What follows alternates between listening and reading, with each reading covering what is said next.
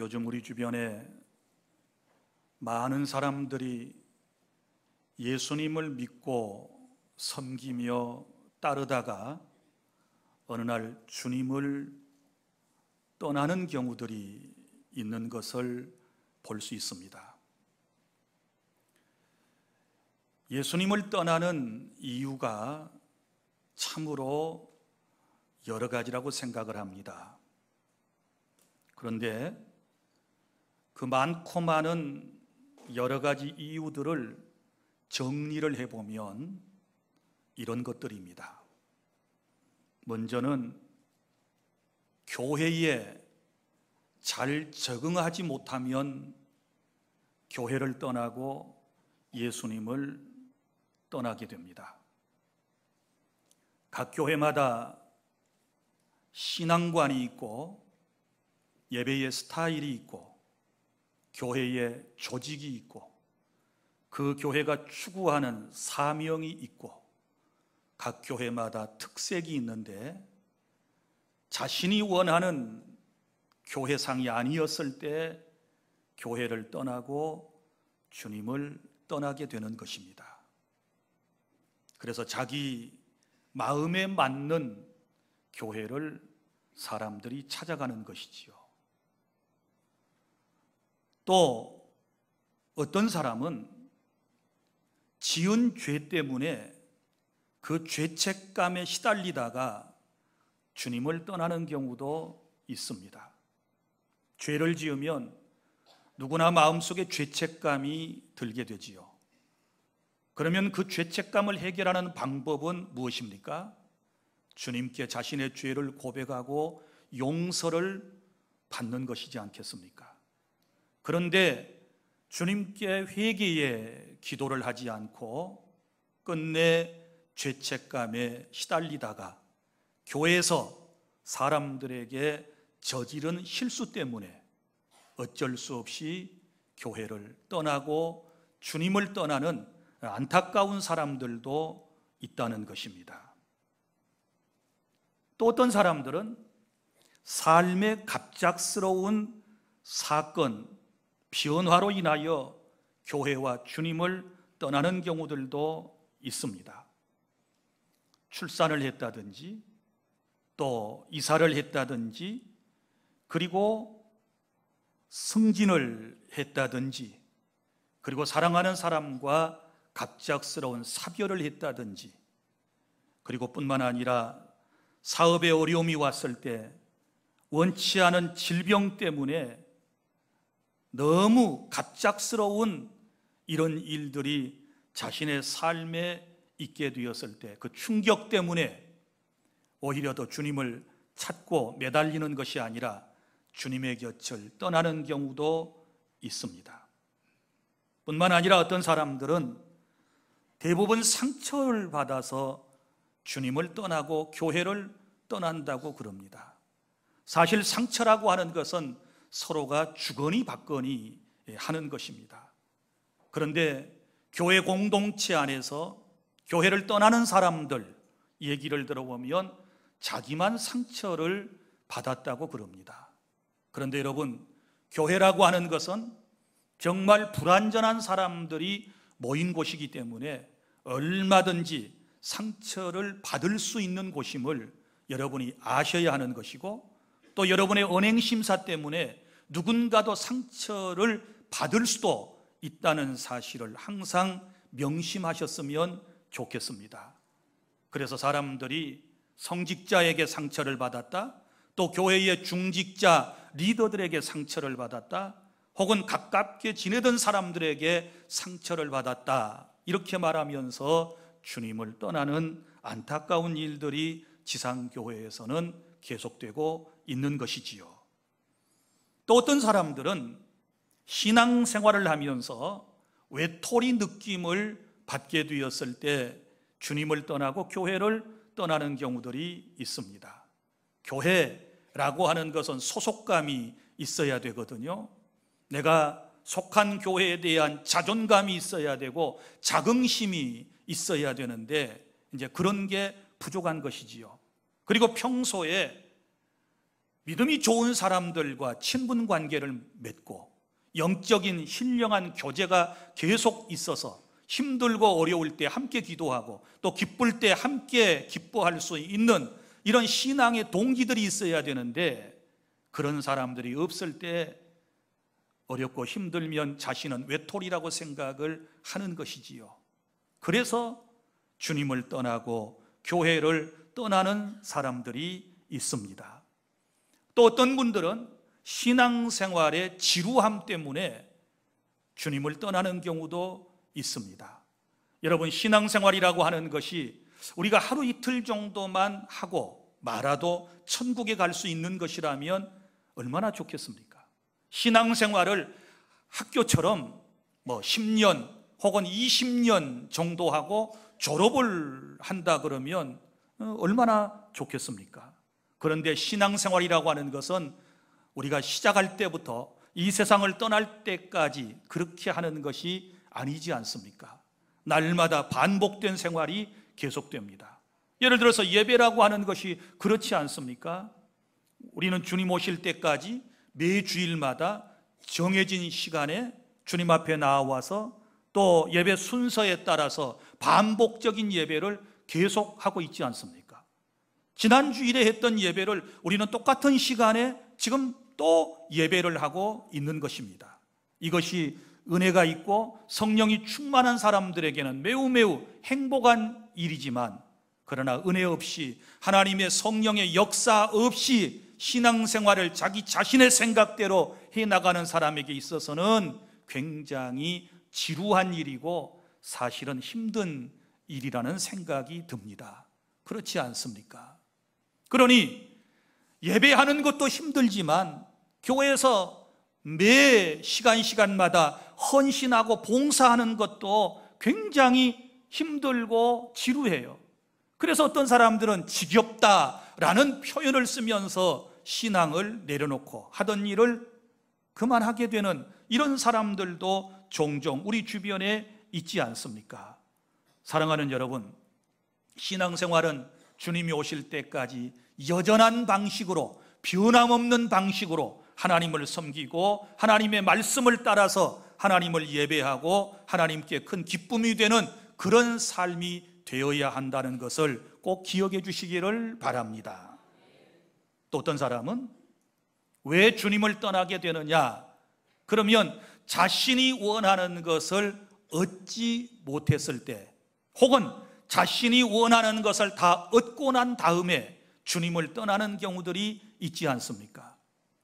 교회 나올 때마다 누가 다 온전한 신앙을 가지고 처음에 주님을 섬기겠습니까? 저도 여러분도 처음에 예수님을 만나고 신앙생활을 시작했을 때 우리가 신앙의 고결한 그 목적을 알고 우리가 신앙생활을 한 것입니까? 그렇지 않습니다. 신앙생활의 목적이라고 하는 것은 궁극적으로는 하나님의 영광을 드러내는 것이고, 하나님의 피조물로서 하나님을 섬기고 그분에게 기쁨이 되는 삶을 살아가는, 이것이 우리가 세상을 살아가는 목적이고 신앙의 목적이지 않습니까?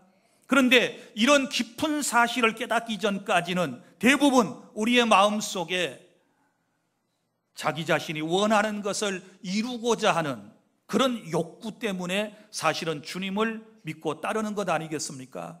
그래서 교회에 나온 목적이, 예수님을 믿는 목적이 부자가 되고 병 고침 받고 성공하고 잘되고 높은 자리에 올라가고 만사가 형통하고 마음에 기쁨이 생기고 행복감이 생기고 감사함이 생기는 이러한 삶을 꿈꾸며 누구나 다 교회 안에 들어오지 않겠습니까? 저도 처음엔 그랬습니다.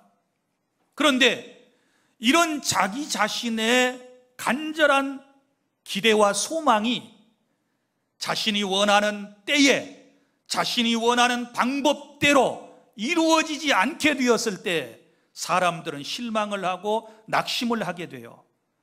그래서 어느 날 주님을 떠나게 되는 것입니다.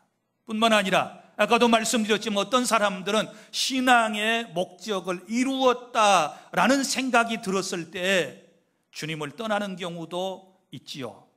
병들어서 주님 앞에 나왔을 때 주님의 은혜로 치유를 받았습니다. 치유를 받고 나니까 주님을 떠나는 것입니다.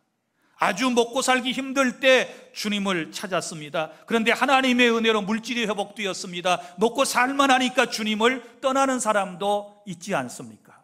아주 마음이 불편하고 정말 삶에 괴로움이 가득했을 때 주님을 찾아 나왔는데 하나님의 은혜로 날마다 마음이 평안하고 아무 일도 없는 그런 삶을 살아가게 되었을 때, 이제는 내 꿈을 이루었어. 신앙은 더 이상 필요 없어. 예수는 더 이상 필요 없어. 신앙의 세계를 깊이 들어가면 들어갈수록 의무감도 있고 또 해야 할 일들도 점점 많아지고 내 삶은 점점 없어지는 것 같은데 이제는 그만해야 되겠어. 그리고 세상으로 주님을 등 뒤로 하고 돌아가 버리는 이런 사람들도 있는 것을 우리는 잘 알고 있습니다.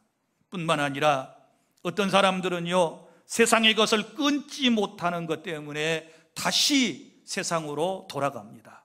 신앙생활을 시작할 때에 끊고 맺는 것을 우리가 분명히 하면 얼마나 좋겠습니까? 하나님이 기뻐하시는 것은 열심히 하고 하나님이 원치 않는 것은 인정사정 없이 끊어야 되는데 우리의 양발을 한쪽은 세상에 한쪽은 교회 안에 들여놓고 이렇게 신앙생활을 하다가 어느 날 세상의 쾌락에 빠져가지고 다시 세상 쪽으로 가버리는 이런 사람들이 있지 않습니까?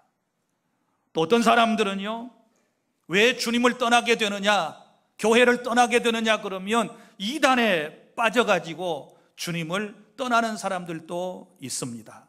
날마다 듣는 말씀, 날마다 한 목자를 통하여 한 성경의 평이한 말씀을 듣는 것은 이거 좀 뭔가 아무것도 아니라고 생각을 하는 이런 생각이 들어가지고 나름대로 영적인 더 깊이를 알고 신앙의 세계를 더 깊이 알기 위해서 성경 공부를 한다 그러다가 여러분 이단에 빠지는 사람들이 얼마나 많이 있는지 모릅니다. 어느 날 가게에 찾아온 단골 손님이 이런 질문을 합니다. 성경이 하나님의 말씀이라고 하는 것을 어떻게 아시는가요? 교회에 다니시는 목적이 무엇인가요? 영이라고 하는 것이 뭔지, 영적인 세계가 뭔지 혹시 알고 계십니까? 성경에 14만 4천 명만 구원을 받는다 그러는데 그거 혹시 어떻게 생각을 하십니까? 단골 손님이 이런저런 질문을 툭툭 던집니다. 그러면 그렇잖아도 요즘 신앙생활이 여름되어서 나태해지고 뭔가 지금 잘 풀려나가지 않는데 이상한 얘기를 자꾸 해주고 뭘 깊이 아는 사람처럼 이렇게 얘기를 하게 되었을 때 거기에 솔깃해가지고 따라가서 성경 공부를 하고 그러면 이단에 빠져서 헤어나오지를 못하고 그렇게 살다가 결국은 주님을 떠나서 죽는 것입니다. 이런 사람들이 의외로 우리 한국 교회 안에 많이 있습니다. 또 뿐만 아니라 예수님을 믿기를 원하고 정말 하나님의 뜻대로 살려고 발버둥을 치는데 박해하는 사람들 때문에 핍박하는 사람들 때문에 그들의 기분을 맞추기 위해서 가정의 평화를 위해서 신앙의 길을 내려놓고 예수님을 포기해버리는 안타까운 사람들도 있지 않습니까? 여러분, 지금 예수님을 믿다가 예수님을 포기한 사람들, 교회를 나오다가 교회에 나오지 않는 사람들에게 왜 그렇게 되었느냐고 한번 이유를 물어보십시오. 수천, 수만 가지의 대답을 여러분들이 듣게 될 것입니다. 여러분, 그리고 우리가 분명히 알아야 할 것은 주님을 믿고 따른다고 해서 그 처음에 믿고 따르는 사람들이 끝까지 주님을 믿고 따르는 사람들도 있고 중간에 그렇지 못하고 주님을 떠나는 사람들도 있을 수 있다는 사실을 아셔야만 하는 것입니다. 예수님 시대에도 그런 일이 있었습니다. 오늘 요한복음 6장의 내용이 그런 얘기입니다.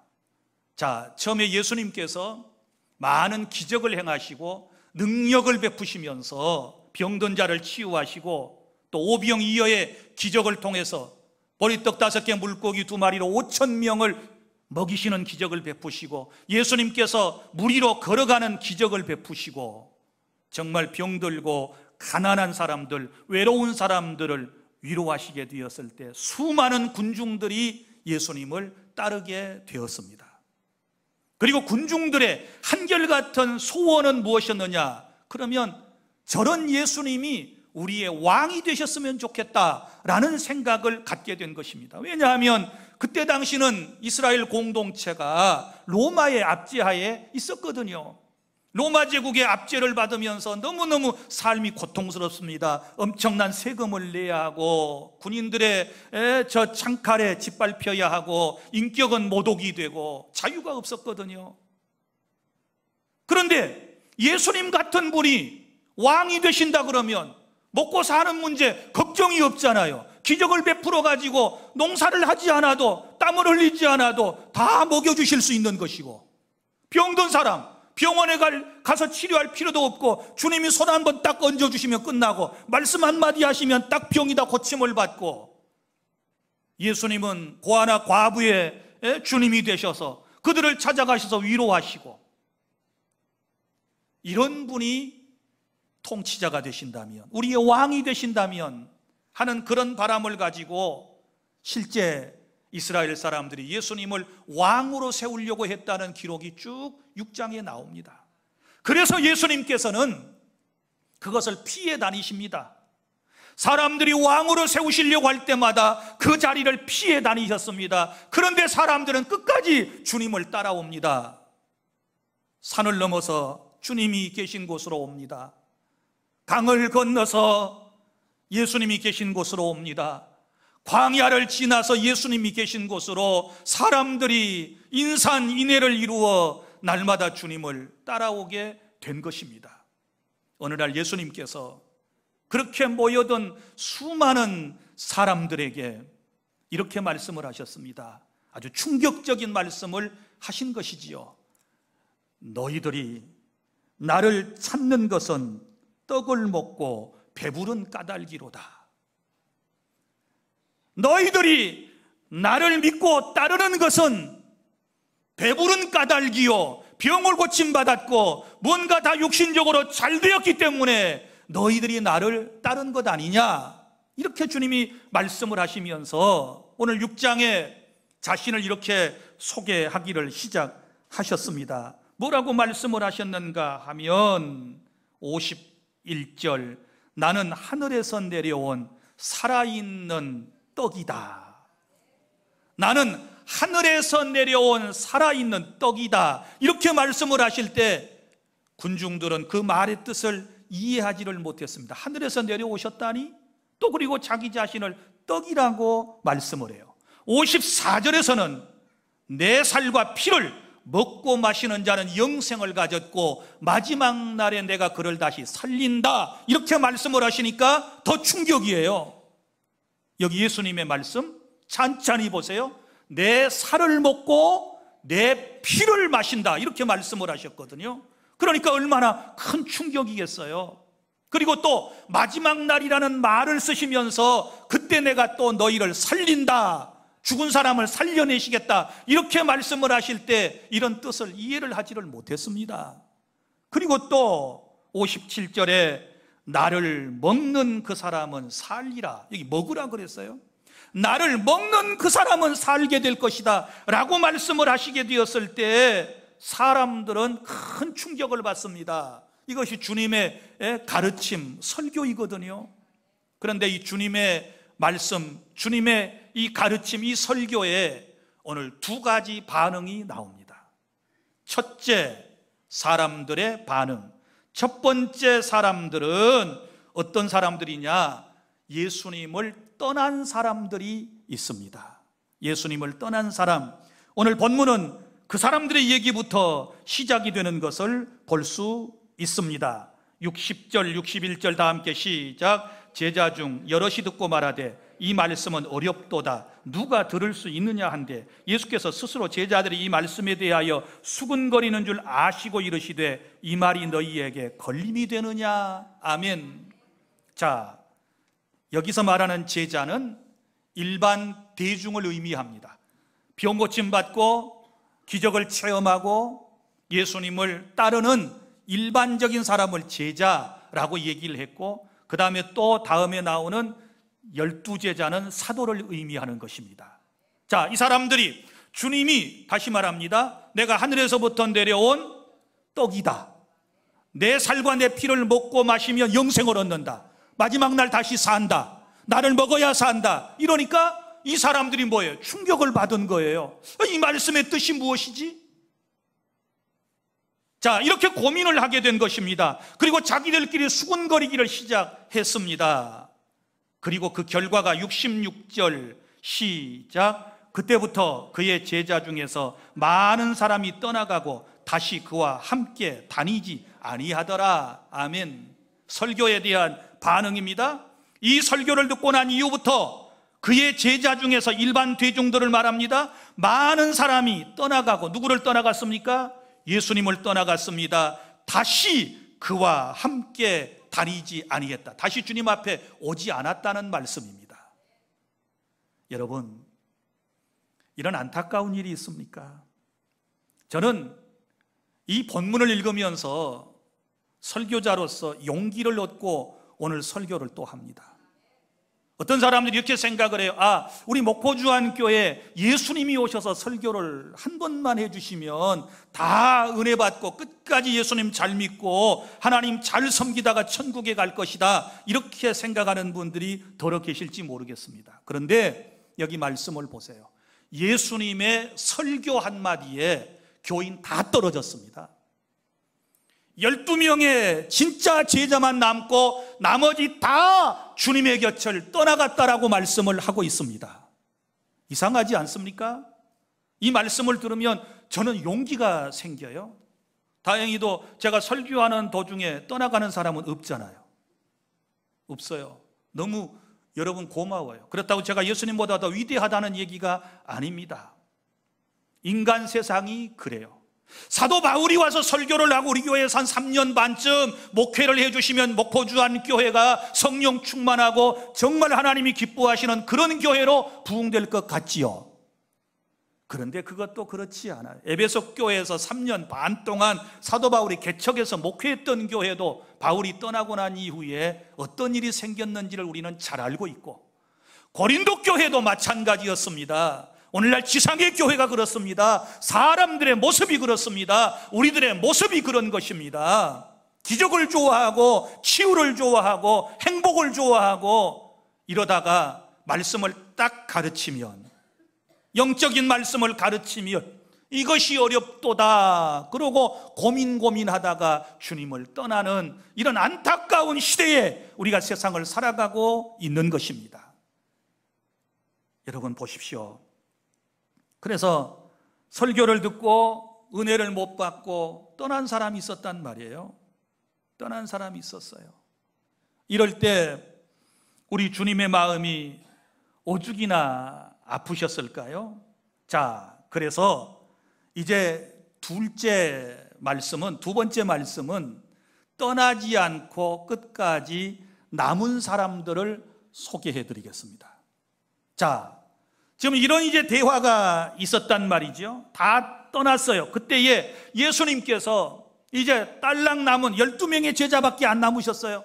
다 사람들은 떠나갔어요. 어떤 사람이 떠났다고요? 은혜 받은 사람, 병 고침 받은 사람, 기적을 본 사람, 능력을 체험한 사람, 주님의 보살핌을 받았던 사람들이 다 떠나갔단 말이에요. 누구를 떠나갔어요?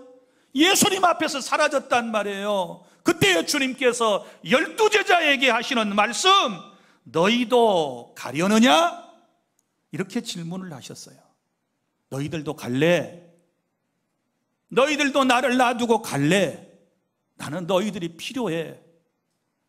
이런 말씀이 아니시겠습니까? 우리는 여기서 주님의 말씀을 이해할 수 있어야 되는 것입니다. 너희도 가려느냐?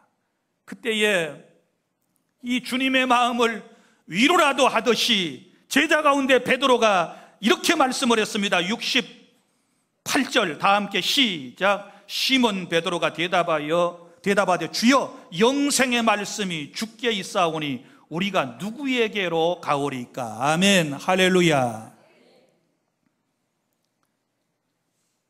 그래도 제자들이 낫죠. 일반 제자보다 12제자가 남죠. 가짜 제자들은 다 떠났습니다. 기적이나 보고 따랐던 제자들은 다 떠났습니다. 그러나 말씀에 붙잡혀서 예수님이 누구이신가를 분명히 아는 12제자는 떠나지 않습니다. 왜요? 69절 시작. 우리가 주는 하나님의 거룩하신 자신 줄 믿고 알았사옵나이다. 아멘. 예수님이 누구인지를 분명히 믿고 따르는 사람은 주님을 떠나지 않습니다. 그러면 보세요. 남은 이유가 어디 있습니까? 여기 있어요. 영생의 말씀이 주께 있사오니 우리가 누구에게로 가오리까? 이 말은 무슨 말인고 하면 영생을 주시는 분이 누구예요? 예수님이신데, 영원한 생명을 주시는 분이 예수님인데, 주님의 말씀에는 영생이 있는데 우리가 주님을 떠나서 어디로 가겠습니까? 이 얘기예요.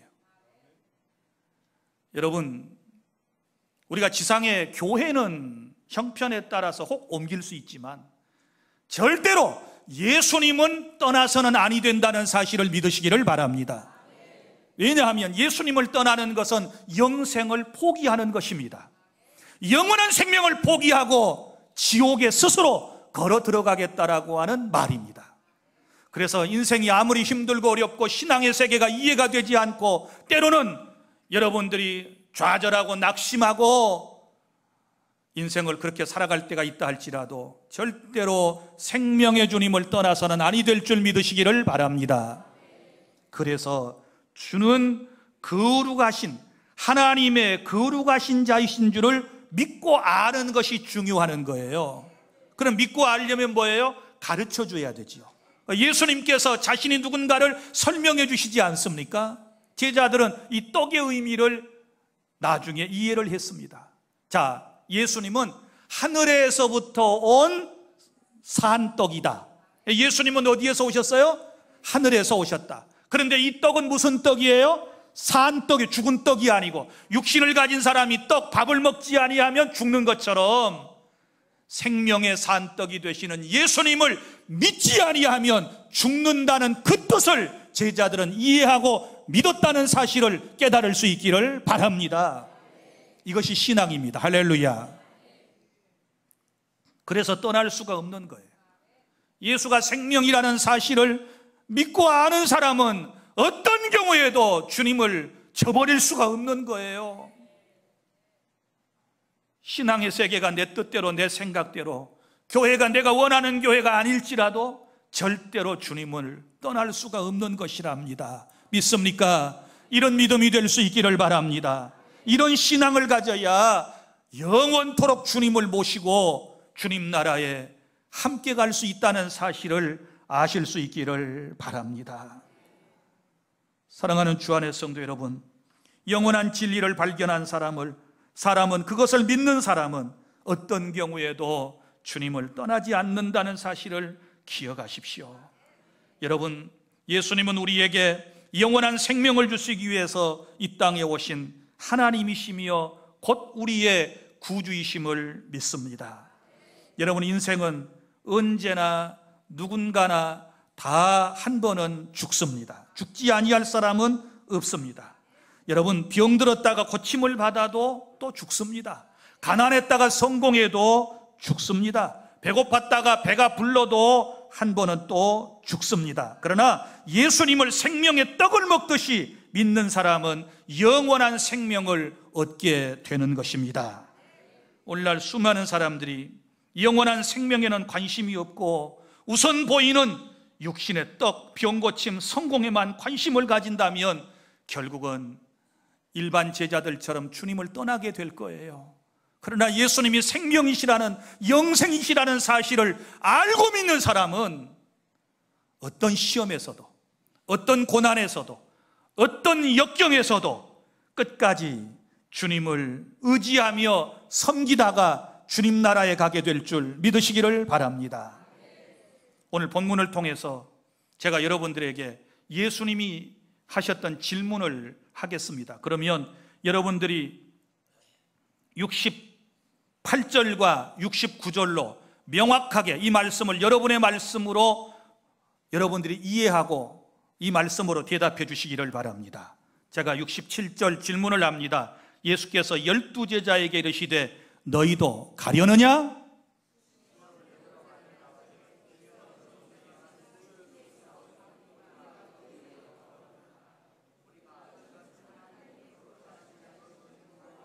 아멘. 다시 한번 시작. 시몬 베드로가 대답하되 주여 영생의 말씀이 주께 있사오니 우리가 누구에게로 가오리까? 우리가 주는 하나님의 거룩하신 자이신 줄 믿고 알았사옵나이다. 아멘.